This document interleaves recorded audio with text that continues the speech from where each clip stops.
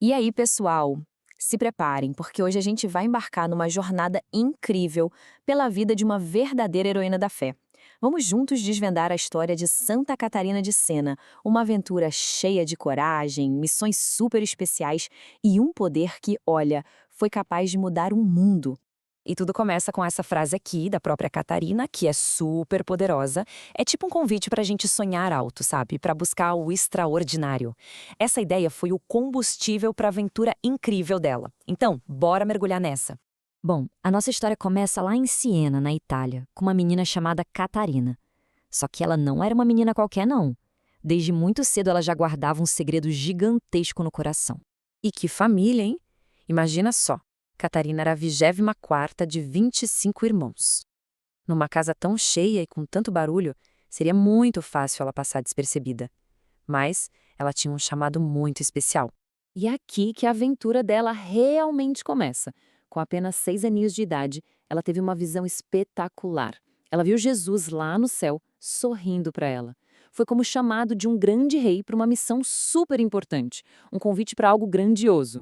E logo depois, com 7 aninhos, Catarina fez uma promessa secreta. Sabe, enquanto as outras meninas talvez sonhassem com príncipes, ela decidiu que o coração dela ia pertencer para sempre a um único rei, Jesus. Esse foi o primeiro grande passo na jornada de heroína dela. O tempo foi passando e, como em toda boa história de aventura, né, chegou a hora do primeiro grande desafio. Catarina teve que fazer uma escolha muito, mas muito corajosa que ia mudar todo o futuro dela. Olha só que situação. De um lado, a família dela queria o que era normal para a época, um bom casamento.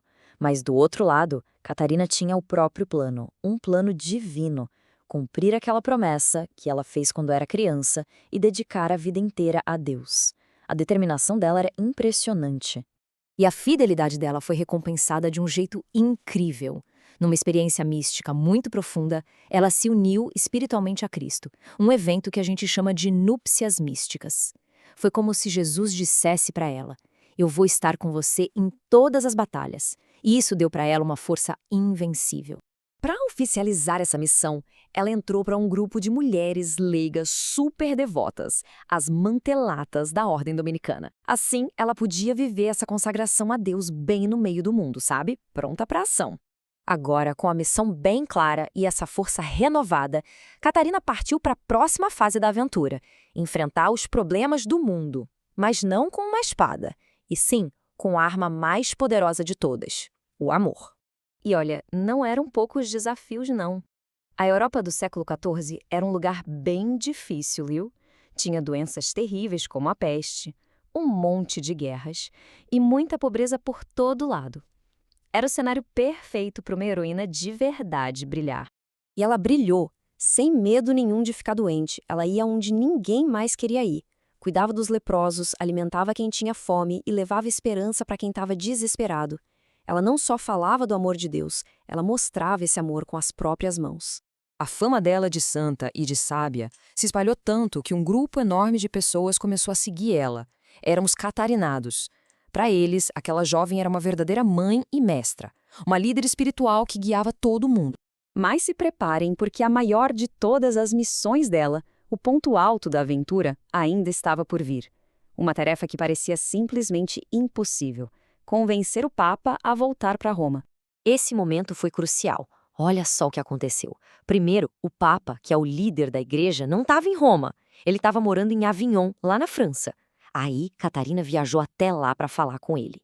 Em 1376, ela teve um encontro decisivo com o Papa Gregório XI. E o resultado? Vitória! A coragem e as palavras dela, inspiradas por Deus, convenceram ele a voltar para Roma.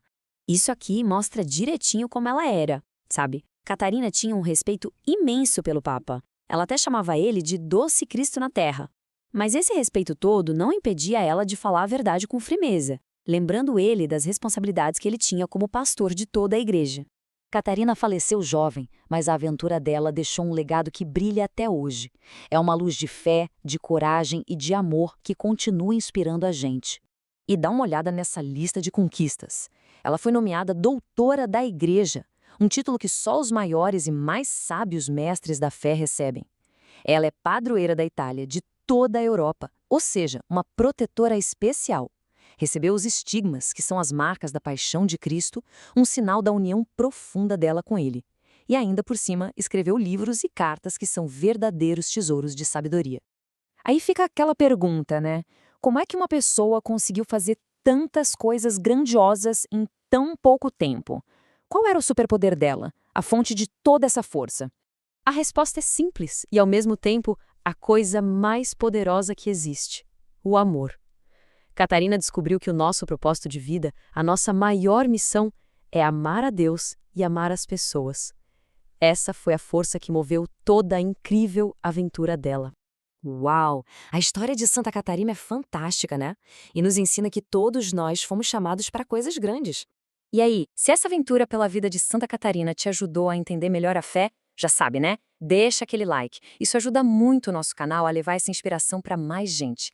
E se você ainda não faz parte do nosso grupo, a hora é agora. Se inscreve aí no canal Catequista Felipe Lucas e ativa o sininho para não perder nenhuma das nossas próximas aventuras pela fé. E agora, eu quero saber de vocês. Já conheciam essa história? O que acharam mais impressionante na vida dessa super santa? Deixa aqui nos comentários. Um grande abraço e até a próxima. Santa Catarina de Sena, rogai por nós.